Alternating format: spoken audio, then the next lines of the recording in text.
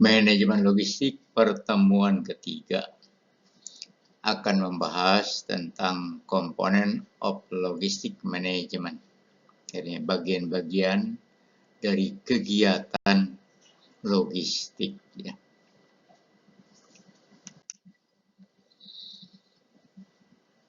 Dari bagian ini saya akan bahas keseluruhan. Tentu aja bagi Anda perlu penjelasannya. Penjelasannya itu ada pada halaman-halaman berikutnya, ya. Kalau bagi saya akan menjelaskan melalui bagian ini saja karena saya sudah hafal, gitu ya. Baik, tentu aja dari kegiatan logistik itu perlu ada input into logistik dulu, ya.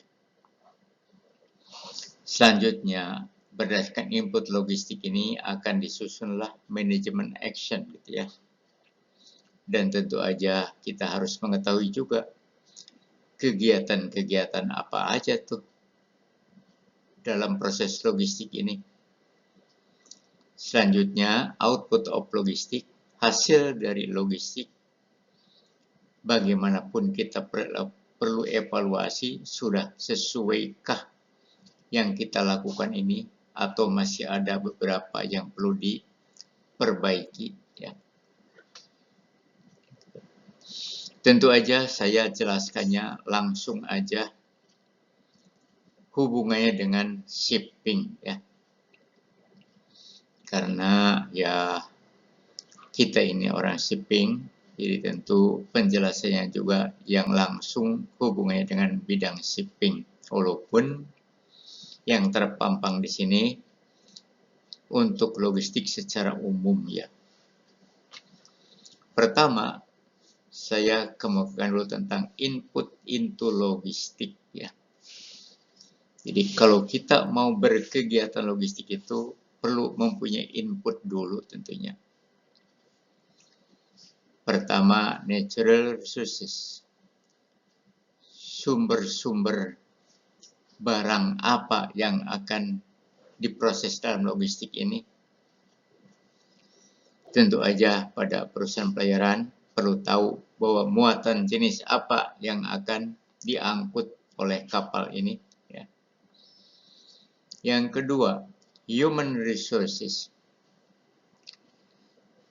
Siapa pemilik dari barang-barang yang akan diproses logistik ini, ya. Dan tentu aja juga siapa pelaksana kegiatannya, ya. Itu perlu diketahui juga. Yang ketiga, financial logistik, financial resources. Financial itu keuangan, ya.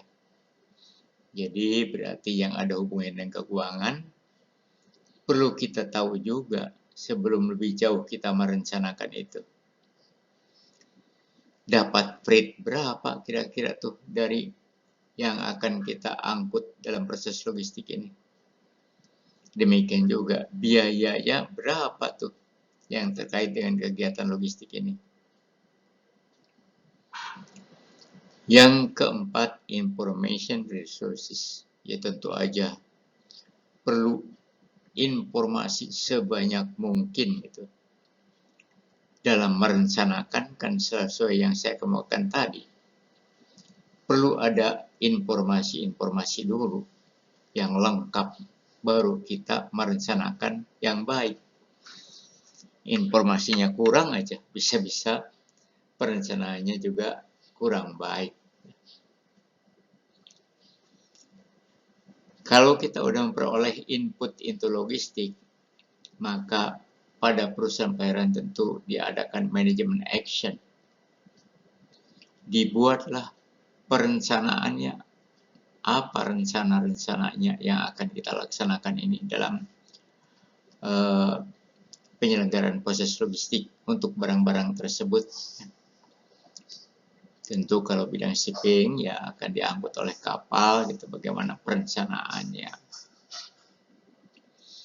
Tentu sesudah ada perencanaan itu, Selanjutnya ada pelaksanaan.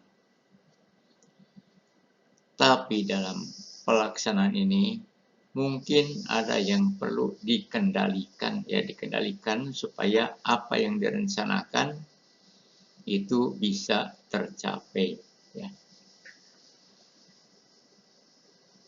Banyak tentu perencanaannya, perencanaan kapal rutenya kemana, perencanaan pengangkutan muatannya, ya, siapa PBM-nya dan lain-lainnya, ya.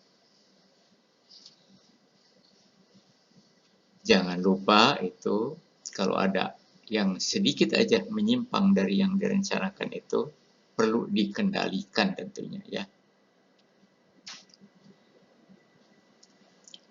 Kalau gitu, bagaimana pelaksanaan logistik manajemennya? Apa yang diangkut sejak dari supplier sampai customer? Itu kalau secara umum. Kalau pada bidang shipping, ya tentu apa yang diangkut sejak dari shipper sampai ke consignee. Ya, tentu berupa raw material, barang-barang mentah, umumnya hasil-hasil pertanian, ya, belum diolah dalam industri maksudnya, atau in process inventory. Barang dalam proses itu ya maksudnya barang setengah jadi, belum jadi barang yang siap dijual atau siap dipakai, gitu ya. Ya contohnya aja, kalau membawa karet mentah itu kan setengah jadi, karena bukan getah-getah karetnya yang dibawa, tapi sudah dibongkah-bongkahin bentuk-bentuk persegi, ya. Demikian juga kalau kita ngangkut kulit yang sudah disemak, itu berarti barang setengah jadi. Ya nggak mungkin kalau bawa kulit mentahnya langsung, ya, setengah jadi, karena kulit itu mungkin mau dijadikan tas atau mau dijadikan sepatu. Kalau bawa sepatu itu barangnya udah barang jadi, namanya bukan setengah jadi, ya. Makanya juga kemungkinan bawa finish good juga. Finish good atau barang jadi, ya, umumnya hasil-hasil industri, hasil-hasil pabrik, ya. Atau ya contohnya tadi juga saya bilang udah jadi sepatu, itu berarti bukan barang setengah jadi lagi, tapi udah barang jadi, ya. Atau kayu tapi udah jadi mebel misalnya, nah itu berarti udah barang jadi, ya. Itulah yang dibawa oleh kapal sejak dari shipper sampai ke consignee. Kalau gitu untuk penyelenggaraan proses logistik ini, apa aja kegiatan-kegiatan logistiknya, logistik activities-nya? Tentu banyak sekali. Dan yang dikemukakan di sini juga hanya yang penting-pentingnya, tapi selain ini tentu ada lagi kegiatan logistik lainnya. Sesuai yang tadi juga saya udah kemukakan pada key activities dan supporting activities, ya. Yaitu pertama, customer service. Pelayanan kepada pelanggan. Itu justru yang paling utama tuh, dalam kegiatan perdagangan maupun dalam kegiatan logistik. Memang tadi saya udah bilang, kita hendaknya melayani sebaik mungkin kepada para shipper maupun para consignee, ya. Karena dengan pelayanan yang baik kepada shipper dan consignee, maka para shipper dan consignee juga mungkin akan berlangganan terus kepada kita untuk angkut muatan dia, ya. Itu kan menguntungkan daripada hanya sekali mengapalkan, kecewa, berarti lain kali tidak mau mengapalkan lagi ke kapal kita. Nah itu yang harus kita jaga, jangan sampai begitu, ya. Yang kedua, demand forecasting. Perkiraan dari permintaan. Permintaan dalam bidang shipping itu yaitu yang meminta diangkut muatannya dari tempat shipper sampai ke tempat konsinyee. Nah, itu juga perlu diperkirakan. Buktinya pada waktu awal tahun membuat anggaran itu juga sudah diperkirakan. Oh, setahun ke depan itu dari si A akan dapat muatan sekian, dari si B sekian, dari C sekian, dan lain-lain. Itu sudah bisa diperkirakan. Perlu itu juga ya. Bahkan siapa tahu justru dengan perkiraan memperoleh muatan itu menjadi pemacu untuk benar-benar dapat muatannya sebesar itu gitu ya. Yaitu. Yang ketiga, inventory ya. Inventory management. Ya jelas harus terinventarisasi ya. Manajemen inventarisasi, pendataan di sana sini itu perlu sekali. Banyak sekali tentu yang perlu didatakan pada bidang shipping ini. Data perencanaan juga, pay plan, stowage plan ya. Demikian juga pendataan sesudah dimuat juga ada match receipt, ada bill of lading, ada cargo manifest dan lain-lain. Ya, nanti akan dibahas. Yang keempat, logistik communication. Apalagi pada bidang shipping, ya pastilah berkomunikasi. Antara shipper dan konsinyee aja sudah berkomunikasi. Tentu aja antara shipping dengan para agennya, dengan para cabang, pasti harus berkomunikasi. Dengan pihak kapal juga pasti harus berkomunikasi. Ya. Yang kelima, material handling. Itulah yang tadi saya bilang dapat dikatakan super penting. Gimana pun, apalagi kapal barangnya sedang ada di atas kapal. Harus dijaga benar tuh, jangan sampai barangnya rusak. Makanya lashing yang kuat, antar muatan yang berkepanjangan untuk kontaminasi pakai damage, ya, dan lain-lain. Perlu ada material handling dimanapun ya, bukan hanya di atas kapal aja tentunya. Sebelum di kapal ke kapal pun harus ada material handling. Apalagi di kapalnya. Bahkan sudah diturunkan dari kapal, sudah disimpan di kontainer atau di gudang lini 1 pun tetap harus ada material handling yang baik. Yang keenam, order processing. Iyalah kalau order mah pasti baru mau mengapalkan aja ada shipping instruction gitu ya. Mau bongkar muat ya pasti ada order dulu gitu ya. Dan lain-lain kegiatan. Pastilah yang namanya kegiatan itu ada order dulu baru dilaksanakan. Kalau tanpa order ya apa yang mau dilaksanakan tentunya ya. Oke. Parts and service support. Bagian-bagian dan pelayanan penunjang ya. Tadi sudah dikemukakan ya mengenai key activities dan supporting activities-nya. Begitu banyak key activities-nya dan supporting activities-nya. Jadi saya tidak ulangi lagi, tapi silakan Anda baca aja apa-apa aja yang menjadi key activities dan supporting activities-nya gitu ya. Tentu aja plan and warehouse site selection. Dalam merencanakan pergudangan ataupun tempat menyimpan, hendaknya itu juga dipilih ya yang kira-kira memadai. Ya misalnya menempatkan di gudang lini 1, jangan sampai gudang lini 1-nya bocor atau rusak ya. Juga harus sesuai dengan kapasitas lantainya untuk berapa ton dan sebagainya. Nanti akan diterangin itunya. Demikian juga untuk di konterior. Kalau kita mau sandar di mana, kan sudah direncanakan tuh kapalnya sandar di situ.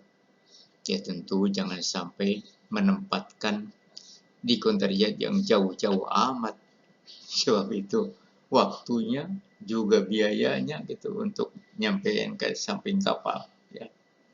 Itu juga harus dipilih ya.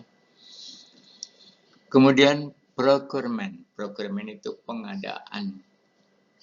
Ya jelaslah untuk shipper sendiri harus diadukan dulu barang yang mau dimuatnya. Demikian juga untuk para agen-agen dalam melayani kapal yang akan datang, ya harus diadakan dulu muatannya. Jangan sampai nanti kapal datang, muatannya juga belum dicari atau masih belum pasti itu ya.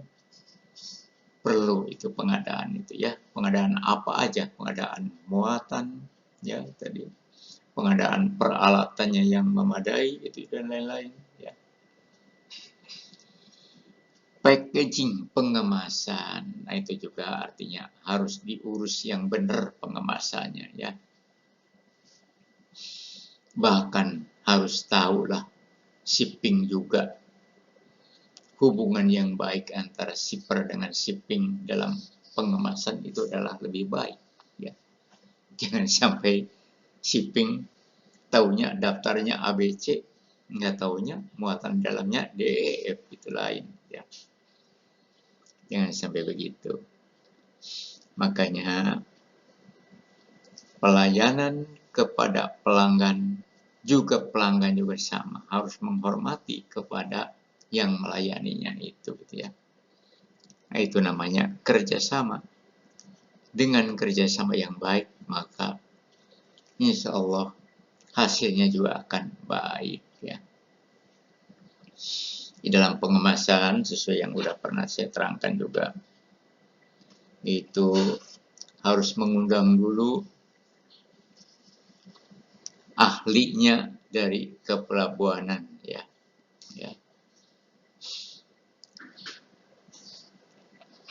Yang biasa memuat barang, menyatukan antar barang satu dengan yang lainnya, terutama untuk muatan break bulk ya. Kalau sudah ada ahlinya, tentu akan disusun muatannya sesuai yang ahli itu. Yang ahli kan tahu bagaimana memisahkan barangnya satu dengan yang lain. Bagaimana harus pakai damage antara yang berkontaminasi. Ini tidak boleh digabungkan dengan muatan ini misalnya itu. Nah itu tahu betul gitu ya tentunya.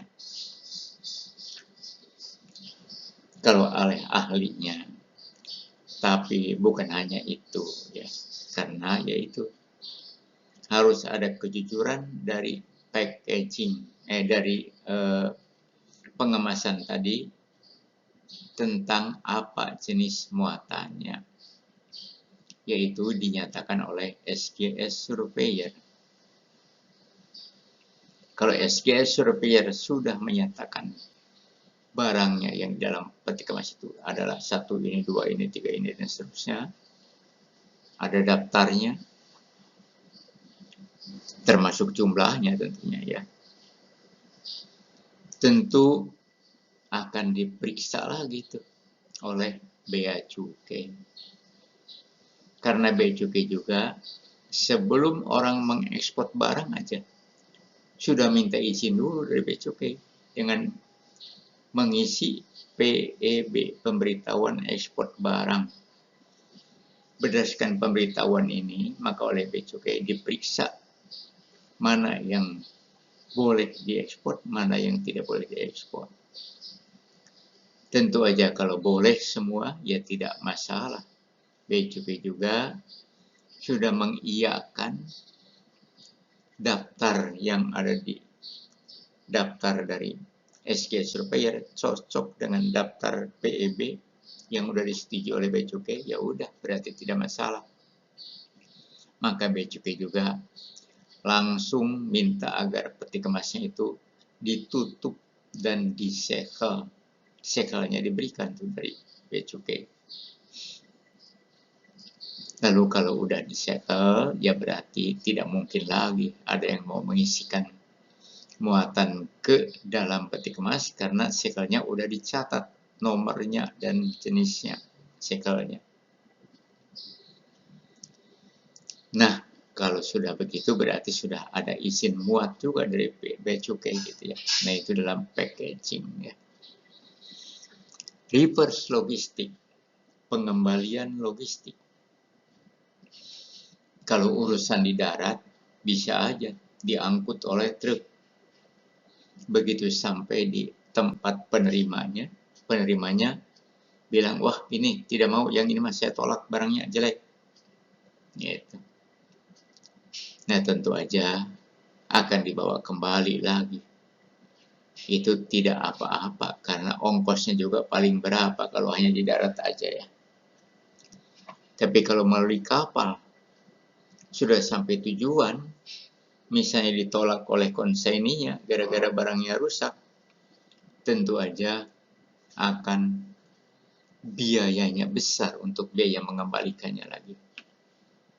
Itu makanya biasanya untuk reverse logistik melalui kapal itu diproses melalui klaim melalui asuransi ya.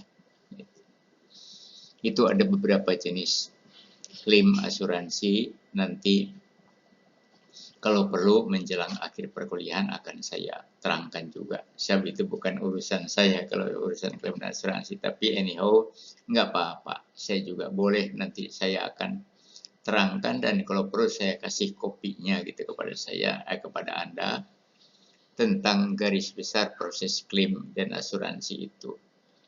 Kebetulan saya juga memang pernah 3 tahun duduk pada bidang asuransi gitu ya. Itu untuk reverse logistik. Kemudian berikutnya traffic and transportation.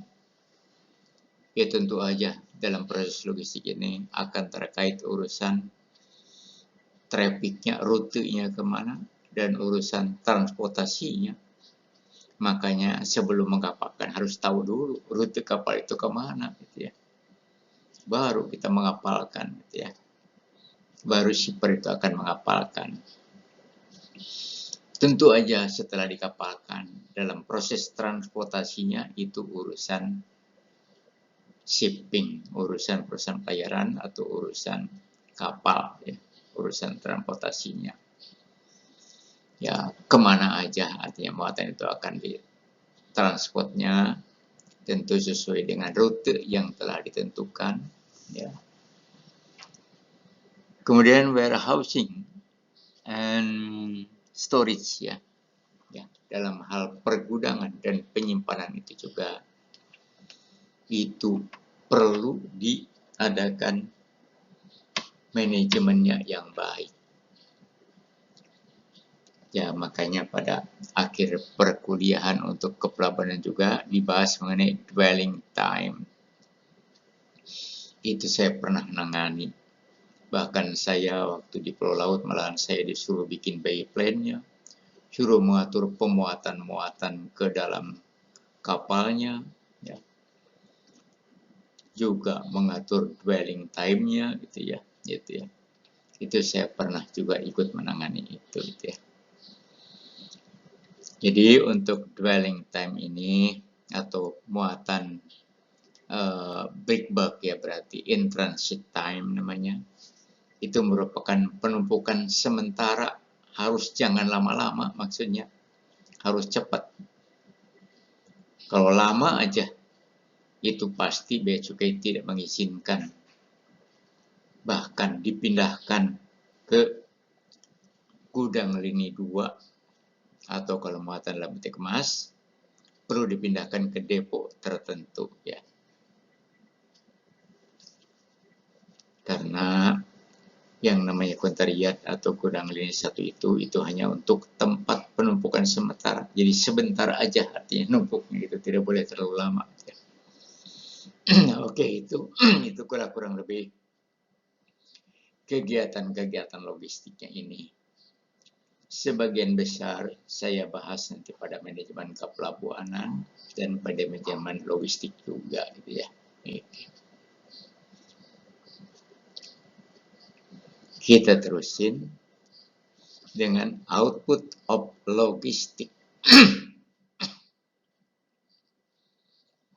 Jadi hasil dari kegiatan logistik ini itu perlu ditinjau atau perlu dievaluasi.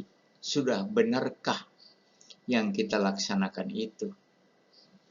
Makanya sebaiknya kalau udah selesai satu round voyage kapal itu dievaluasi oleh bidang operasi dan usaha ini. Apa kesalahan-kesalahannya? Tentu yang akan datang jangan sampai terjadi lagi. Ya.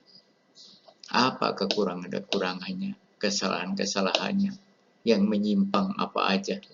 Itu perlu dievaluasi supaya ada perbaikan terus-menerus. Begitu memang seharusnya setiap kegiatan apapun ya. Setelah selesai dengan suatu kegiatan itu dievaluasi.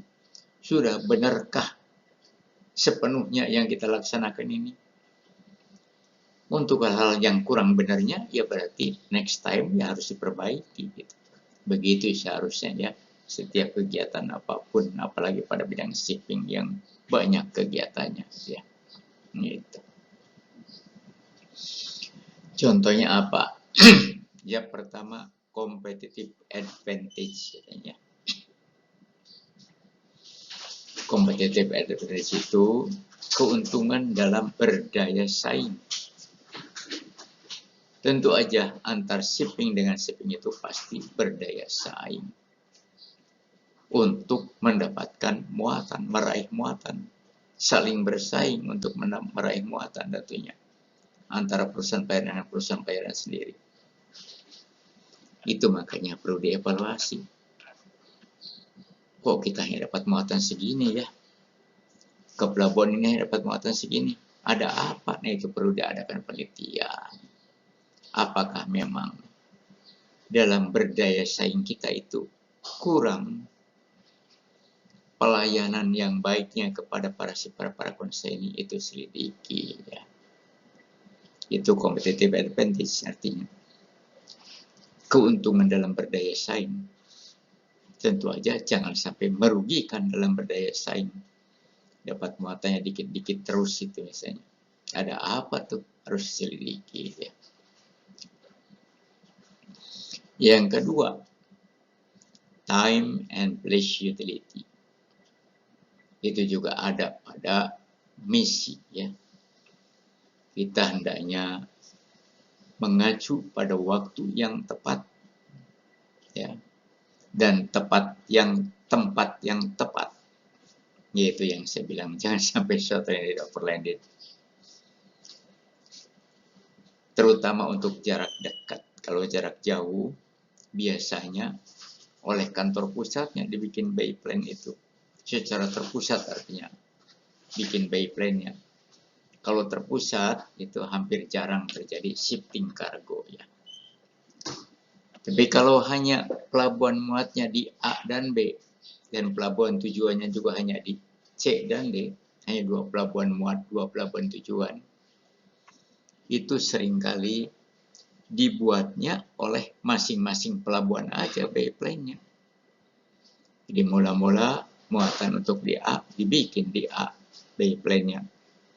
Nanti begitu mau datang ke B sudah dibikin lagi oleh B bay plan-nya. Itu makanya kalau yang begini itu sering terjadi shifting kargo karena tidak sesuai peletakannya. Yang harusnya di atas, ini kok di bawah misalnya. Padahal pelabuhan pertama. Masa di bawah gitu ya, harus dibongkar-bongkar dulu berarti pelabuhan di atasnya. Demikian juga kok muatan ini dicampur dekat muatan ini, itu juga tidak boleh. Intinya. Makanya banyak yang terpusat saja. Ya, contohnya dulu seperti di Jakarta Lloyd ya, kapalnya dari Eropa mau datang sudah ada tuh tentang bay plan yang final dan muatan-muatannya yang akan dibongkar di masing-masing pelabuhan. Demikian juga yang mau dimuat sudah booking di Pelabuhan Tanjung Priuk, Pelabuhan Semarang, Pelabuhan Tanjung Perak. Sebelum kapal datang sudah booking muatan-muatan yang mau diangkut ke Eropa. Jadi karena sudah ada informasi lengkap, maka disusunlah Bayes-Plan terpusat. Ya. Sehingga dengan Bayes-Plan terpusat, maka hampir jarang terjadi shifting cargo, gitu ya. Karena udah terpusat oleh satu tangan gitu penyusunannya, gitu ya. Apalagi itu oleh ahlinya. Makanya diketahui dulu ada beberapa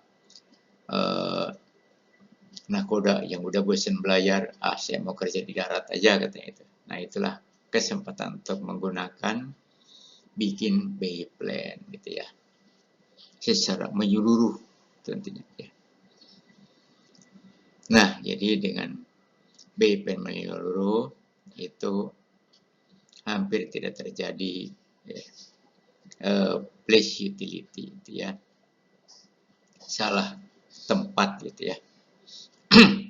Bahkan disarankan sebenarnya kalau sampai terjadi short landed atau over landed pada satu pelabuhan, segera tuh bikin edaran ke pelabuhan-pelabuhan berikutnya yang akan datang itu, bahwa di sini terjadi short landed, harap diselidiki, muatannya ini, jenisnya ini, itu harap diturunin untuk dikembalikan ke Jakarta misalnya. Setelah sampai Semarang udah ada edarannya gitu. Nah itu kalau terjadi short landed, over landed ya. Tapi umumnya karena terpusat tadi, jadi hampir tidak terjadi shifting. Soalnya kalau ada shifting cargo, ya berarti belum lapor misalnya bahwa dipindahkan di mana, ya jadinya tahunya bahwa muatan itu ditempatkannya di mana gitu ya. Itu makanya kalau ada shifting cargo itu, selalu itu juga melaporkan dari Bayes-Plan yang final, yang benar-benar terakhir Pak Bayes-Plan-nya gitu ya. Jadi tidak terjadi short landed, over landed ya. Kemudian yang ketiga, efficient movement. Pergerakan yang efisien. Ya. Tentu aja sangat dikehendaki juga agar efisien, hemat biaya ya, dalam setiap pergerakan muatannya. Dengan hemat biaya, maka diharapkan dapat rate lebih besar daripada biaya-biayanya. Gitu. Satu lagi, proprietary asset. Ya. Jadi, membenarkan tentang penggunaan aset. Aset itu artinya uang, itu juga aset itu kekayaan. Jadi, uang, punya uang berapa itu aset perusahaan. Punya piutang atau hutang berapa aset perusahaan. Demikian juga, punya kapal itu bernilai berapa. Nilai sisa tentunya ya, karena kapal akan disusutkan tiap tahun nilainya. Juga nilai gedung, nilai alat tulis dan lain, itu berapa nilainya. Totalnya sekian, itu adalah aset perusahaan. Jadi maksudnya proprietary asset ini hendaknya menggunakan aset yang benar. Menggunakan uang juga yang benar. Jangan sampai ada yang menyalahgunakan uang. Juga jangan sampai ada yang menyalahgunakan penggunaan kapal. Itu contohnya yang pernah saya kasih contoh. Kapal yang 13.500 ceritanya ke Amerika rutenya. Kapal yang 19.000 kok malahan ke Asia Tenggara.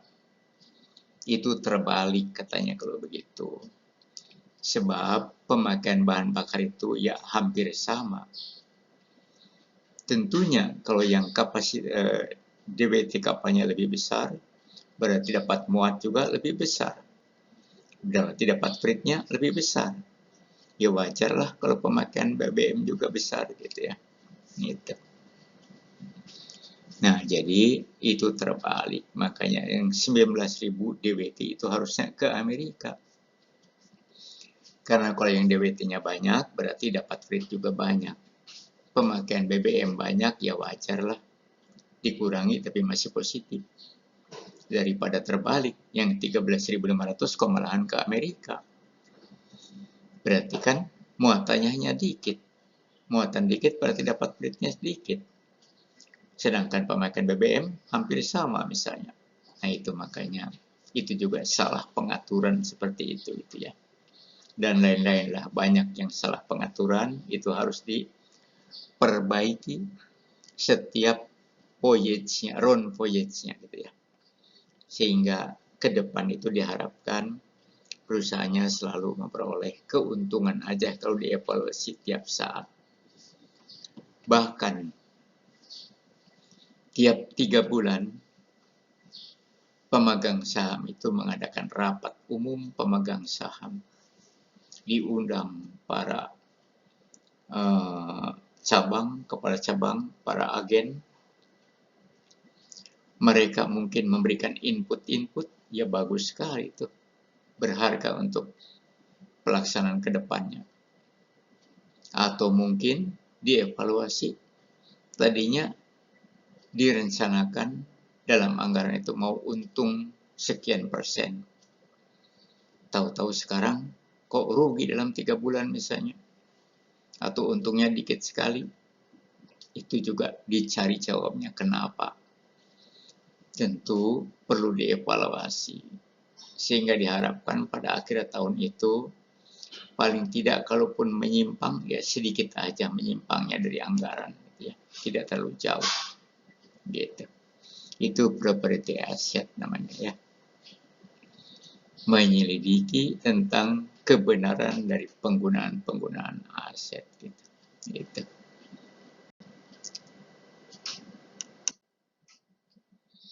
Nah, apa yang saya tulis ini tadi saya udah bilang itu merupakan penjelasan dari gambar tadi.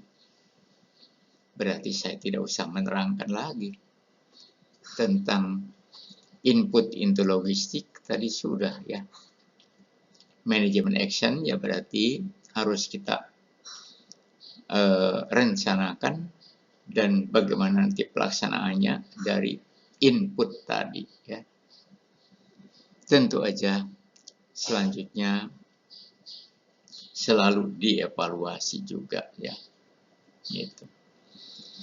Beberapa kegiatan logistik juga sudah saya terangkan tadi, ya, antara lain customer service itu yang paling utama, bagaimana melayani pelanggan supaya kita berhasil, ya, pelanggan senang, banyak menghafalkan muatan kepada kita, kan senang tuh bikin untung, ya.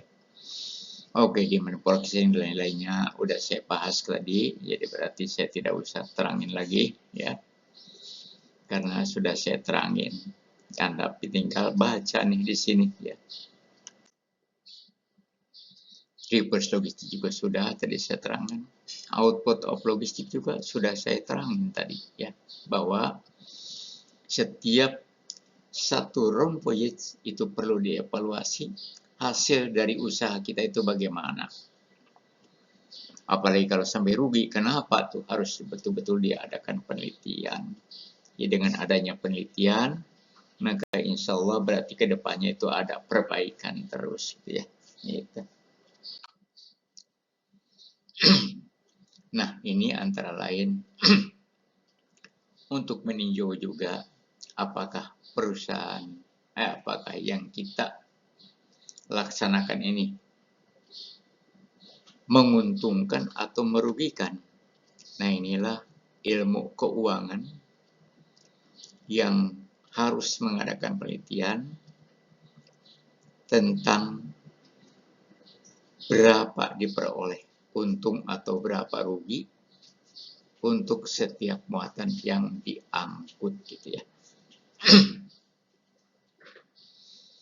Nah, jadi ini ceritanya garis horizontalnya itu merupakan menunjukkan berapa ton atau berapa teus muatan yang diangkut. Lalu garis vertikalnya menunjukkan berapa juta rupiah pendapatan freight atau berapa juta rupiah biaya yang dikeluarkan. Tentu aja kalau freight-nya besar daripada biaya, namanya laba atau untung. Tapi kalau pas-pasan aja dapat freight untuk membiayai semua biaya, maka namanya break even point, titik impas. Tapi kalau dapat freight lebih rendah daripada biaya, ya berarti rugi. Gitu ya. Nah, itu tergantung dari sedikit banyaknya muatan yang diangkut oleh kapal. Jadi pertama, untuk menunjukkan berapa freight yang diperoleh, itu dapat Anda lihat ini garis biru. TR itu total revenue, artinya total pendapatan, total dapat freight. Ya tentu aja kalau ngangkut muatannya 0 ton, ya 0 rupiah dapat freight-nya. 10 ton, 10 kali sekian, 1000 ton, 1000 kali sekian. Itu makanya garisnya makin naik untuk TR ini. Biaya, kalau biaya ada dua macam biaya. Ada biaya tetap dan ada biaya variabel. B tetap itu artinya biaya yang tetap aja harus dikeluarkan. Dalam 1 tahun itu perlu dikeluarkan biaya gaji, kan tetap tuh. Biaya gaji sekian. Demikian juga bayar listrik di kantor sekian. Demikian juga kapal harus docking, repair, maintenance, spare part, running stores. Itu juga tetap sekian biayanya. Makanya biaya tetap kapal itu biaya tetap ya. Juga biaya